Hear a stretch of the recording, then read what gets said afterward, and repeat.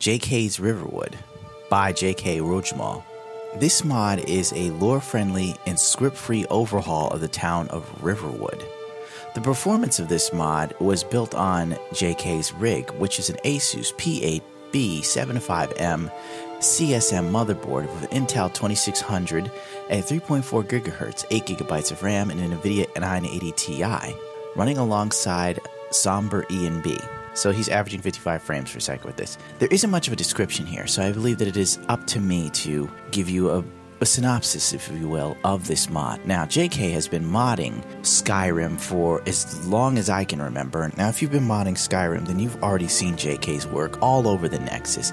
He made some of the most popular reimaginings of locations in Skyrim, from Riverwood to Windhelm to Winterhelm to Markhearth, etc., so on and so forth. And his work has been nothing short of stellar. In fact, the reimaginings were so beautiful that it almost seems a shame to return to Skyrim and play with the vanilla assets and the vanilla locations, if you will. And I'm glad to see that JK is porting his work over. Hopefully there will be more to come sooner rather than later, because I cannot personally wait for them. His touches and nuances are nothing short of very, very impressive.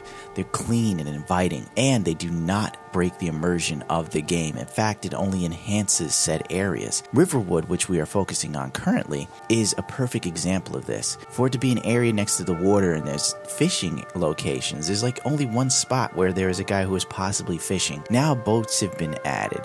There's even like a small area at the side where someone could sit and do some fishing and picking up stuff. The areas around the Riverwood Trader has locks and bar gates to keep people from stealing whatever treasures the Riverwood trailer may have, besides that one golden dragon claw. It's perfectly immersive, and it makes a great deal of sense. Now, Riverwood seems like a fishing area, someplace where you know that a large portion of the food that is gathered there is pretty much generated by fishing, since there seems to be little to no farming or farmland to be seen. Granted, there are deer and other assortment of wildlife that you could assume that the inhabitants of Riverwood would hunt for food and pelts and trading.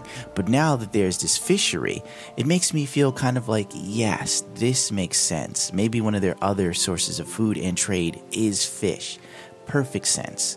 On top of that, it adds a level of somber beauty that, without a doubt, is much welcome. And an extra bridge to get across that damn river, just in case you don't want to swim or take that one big stone bridge. You know, it leaves you open to at least another possibility that makes complete and utter sense. Oh god, I forgot to talk about the logging. So logging is another form of trade for Riverwood, but you know, please forgive me.